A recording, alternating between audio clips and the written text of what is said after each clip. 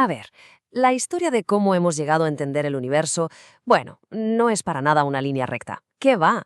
Es más bien una saga llena de ideas rompedoras, de cambios de perspectiva tan brutales que lo pusieron todo patas arriba. Es la historia de cómo pasamos de creernos el centro de todo a darnos cuenta de que somos pasajeros en una pequeña nave azul, a la deriva en un océano cósmico inmenso. Así que vamos a meternos de lleno en esta increíble revolución de ideas. ¿Y si todo lo que la intuición nos dice sobre el universo estuviera equivocado? Fijaos bien en esta pregunta porque es que en el corazón de toda esta historia hay un conflicto épico. Es la batalla entre lo que nuestros sentidos nos dicen cada día, lo que parece obvio, y lo que la realidad cósmica es de verdad. La pregunta es, ¿estamos listos para desafiar nuestra propia intuición? Pues venga, nuestro viaje arranca en un universo que, la verdad, parecía hecho a nuestra medida. Un cosmos superordenado, muy lógico y, lo más importante, con la humanidad ocupando el palco de honor. Sí, sí, justo en el centro de todo. Es que, a ver, parecía de puro sentido común, ¿o no? Miramos al cielo y vemos al sol salir por el este, ponerse por el oeste. Sentimos el suelo firme, quietecito, bajo nuestros pies. No notamos ningún viento huracanado, vamos. Nada que nos haga pensar que nos estamos moviendo a velocidades de vértigo. O sea, nuestros sentidos nos estaban gritando a pleno pulmón que la Tierra era el centro inmóvil de todo. Clarísimo. Y claro, fue Aristóteles quien cogió toda esta intuición y la convirtió en un sistema filosófico que era, bueno, casi perfecto. Se imaginó un cosmos hecho de esferas de cristal, una dentro de otra, y lo dividió en dos. Aquí abajo, en nuestro mundo, el mundo sublunar, reinaba el cambio, la corrupción, la imperfección, ya sabéis. Pero allá arriba, en los cielos, ahí todo era perfecto, divino, no cambiaba nunca. Estaba hecho de una sustancia celestial llamada éter. Un universo súper elegante, sí, pero que estaba, como veremos, fundamentalmente equivocado. Esta idea, que luego Ptolomeo consolidó con un montón de matemáticas siglos más tarde, no era solo una teoría científica, era toda una visión del mundo. Nos daba un lugar privilegiado, un sentido de importancia cósmica. Todo, literalmente todo, giraba a nuestro alrededor. Pero claro, hasta en los modelos más perfectos siempre hay algo que no encaja del todo. ¿Sabéis? Esa pequeña anomalía, esa pieza que chirría, que si tiras del hilo lo puede desmontar todo. Pues bien, en este caso, esa anomalía eran unos extraños vagabundos que se veían en el cielo. A ver, la mayoría de las luces del cielo se movían de forma súper predecible, noche tras noche. Pero había cinco que se comportaban de forma muy rara. Eran los planetas, que de hecho en griego significa errantes o vagabundos. ¿Y cuál era el problema? Pues que a veces, como se puede ver en la imagen, hacían un bucle muy extraño, parecía que se movían hacia atrás. Y la pregunta era, ¿cómo es posible que algo divino, algo perfecto, se mueva de una forma tan caótica? Esto, para la época, era un auténtico escándalo cosmológico. Bueno, pues para intentar salvar la idea de la Tierra en el centro, los astrónomos de la época idearon una solución que, hay que reconocerlo, era increíblemente ingeniosa, pero también muy forzada, los famosos epiciclos. A ver, imaginaos que un planeta no gira directamente alrededor de la Tierra, no. Gira en un círculo pequeño, y ese círculo pequeño es el que gira en el círculo grande alrededor de la Tierra, ruedas dentro de ruedas. Era básicamente un parche matemático. ¿Funcionaba para hacer predicciones? Sí, más o menos. Pero convertía el cosmos elegante de Aristóteles en una maquinaria súper barroca y complicadísima. Y ahí está la pregunta clave. No solo aquí, sino en toda la ciencia. Cuando una explicación empieza a ser demasiado compleja, llena de parches, de excepciones, de arreglos, a lo mejor es que estamos partiendo de una idea equivocada desde el principio. Quizás la solución no era seguir añadiendo más y más ruedas, sino cambiar el centro de todo el sistema. Y aquí es donde llega el gran giro de guión. El plot twist, una idea tan radical que tardaría más de un siglo en ser aceptada de verdad.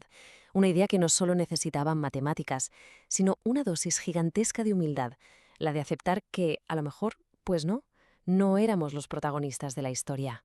Copérnico propuso algo que era simplemente un cambio de perspectiva revolucionario. Dijo, oye, ¿y si ponemos el Sol en el centro? ¿Y si la Tierra es solo un planeta más, dando vueltas a su alrededor? Y de repente, ¡zas!, el caos se ordena. Ese movimiento tan raro hacia atrás de los planetas deja de ser un misterio. Se convierte en una simple ilusión óptica. Es exactamente lo mismo que pasa cuando vamos en coche por la autopista y adelantamos a otro más lento. Durante un momento parece que el otro coche va hacia atrás. Pues esto, lo mismo, pero a escala cósmica. Entonces, el punto crucial es este, fijaos. Por un lado, teníamos un modelo que necesitaba parches y complicaciones y más complicaciones para funcionar. Y por otro, un modelo nuevo que explicaba exactamente lo mismo, pero de una forma muchísimo más simple, más elegante. Y en ciencia hay una regla no escrita. La explicación más sencilla suele ser la correcta. Pero ojo, que hay que entender la magnitud de esto. No era solo cambiar un dibujito en un libro, era un descenso de categoría. Dejamos de ser el centro fijo e importante del universo para convertirnos en un planeta más, uno de tantos, dando vueltas en la oscuridad. Fue un golpe, un mazazo tremendo paralelo de la humanidad. Vale, la idea de Copérnico era brillante, sí, pero no dejaba de ser solo eso, una teoría, una idea. Hacía falta la prueba definitiva, la evidencia que rompiera de una vez por todas esas viejas esferas de cristal. Y esa prueba estaba a punto de llegar, gracias a la observación paciente y a una herramienta totalmente revolucionaria. El primer golpe serio al viejo modelo vino de Johannes Kepler. El tío se puso a analizar los datos más precisos que existían hasta la fecha y demostró algo increíble: que las órbitas de los planetas no eran círculos perfectos, esa forma divina que tanto gustaba a los griegos, no, eran elipses. El cielo, de repente, no seguía reglas de belleza o estética, seguía frías leyes físicas y matemáticas.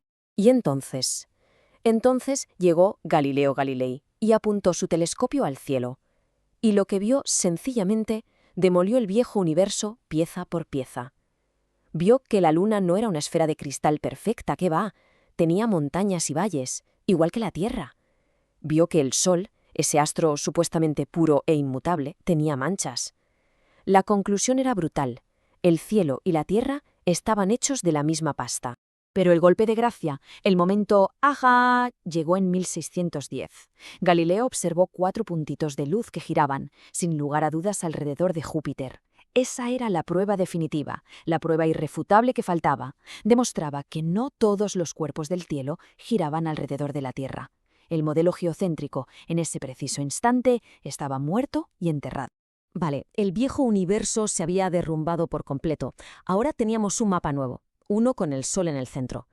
Pero faltaba algo. Faltaba entender qué fuerza movía todas las piezas de este nuevo puzzle. Faltaba, por así decirlo, el relojero que le diera cuerda a este nuevo cosmos. Y ese relojero, como muchos ya imaginaréis, fue Isaac Newton. Y su revelación, es una de las más profundas de toda la historia. Se dio cuenta de que la fuerza que hace que una manzana caiga de un árbol es exactamente la misma fuerza que mantiene a la Luna dando vueltas a nuestro alrededor y a nosotros dando vueltas alrededor del Sol. Una única ley para el cielo y para la Tierra. Se acabó la división. Con Newton, la revolución se había completado. El cosmos dejó de ser un reino mágico lleno de dioses y misterios para convertirse en un gigantesco mecanismo de relojería, un universo gobernado por leyes matemáticas universales, un universo que podíamos predecir y, sobre todo, que podíamos comprender con nuestra razón.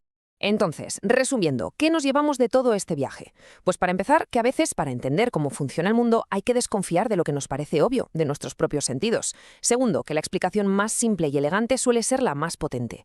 Tercero, que la observación, la evidencia, es la que tiene la última palabra sobre cualquier idea. Y por último, que con cada una de estas revoluciones, nuestra comprensión del universo se hace más y más profunda, aunque nuestro lugar en él parezca cada vez más humilde. La verdad es que hemos recorrido un camino increíble, ¿eh? De un universo pequeñito, hecho a nuestra medida, a un cosmos mecánico gigantesco regido por la gravedad. Pero claro, la pregunta que queda flotando en el aire es inevitable. ¿Es esta la imagen definitiva del universo? ¿O es solo una parada más en un viaje que en realidad aún no ha terminado?